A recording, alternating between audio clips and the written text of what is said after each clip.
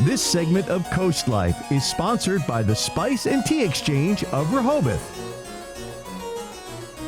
Well, it's not a Thursday on CoastLife if we don't get a little dramatic here with our Spill the Tea segment, all thanks to our friends at the Spice and Tea Exchange on Rehoboth Avenue in Rehoboth Beach. It's a great time to stop by, get whatever their new seasonal flavors are going to be, check those out, and especially as we get ready for grilling season, ready to check out some of those pre-made spices. Always a good addition. I'm just Always saying. a good addition. A little spice. Plus, I always love talking a little drama.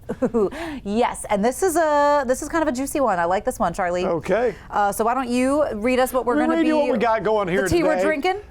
Today we've got a blood orange smoothie herbal tea, a creamy blend of African red ribos flavored with orange, vanilla, flowers, and citrus, served latte style with milk or cream. It's naturally a sweet treat. Yum. Love Can't the sound wait. of that. And the tea we're talking through today, is he wrong for refusing to delete his dating apps?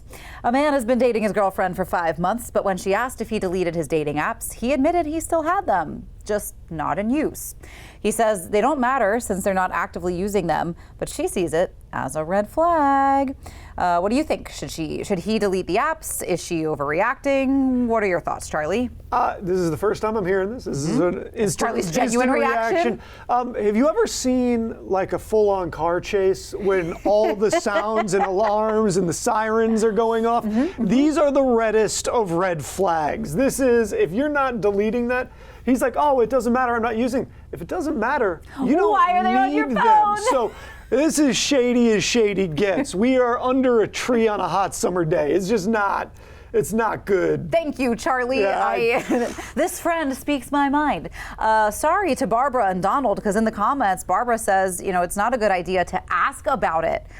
He may not want to be exclusive, so don't push the issue. But if you want to be exclusive, you better figure that out. If he doesn't want to be exclusive at 5 months, it's over. Like it's never going to be the relationship you want it to be. Exactly. We can quibble about when the right time to make that move to exclusivity is, but 5 months is plenty of time to know whether this is a person you actually want to be with or not. Yes. If it is still up in the air on that, then you got to decide whether you want to be with that person, because it might be time to check your own options and download your own dating app. Yes, like if they're both kind of just, it's casual or we're feeling this out, it's kind of a whatever 5 months, different story. But it sounds to me, if she's asking about the apps, that she's looking to be exclusive, and by that 5 month mark, you should. And let's go ahead and put the shoe on the other foot, because it's not like guys are never jealous. If she was like, oh, well, then I'm just going to bring my dating apps back.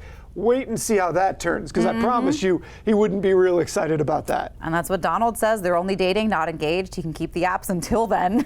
She can have them as well. That is a nonsense take from a nonsense kind of reaction. That's somebody that themselves was maybe doing something that they shouldn't have been doing out there.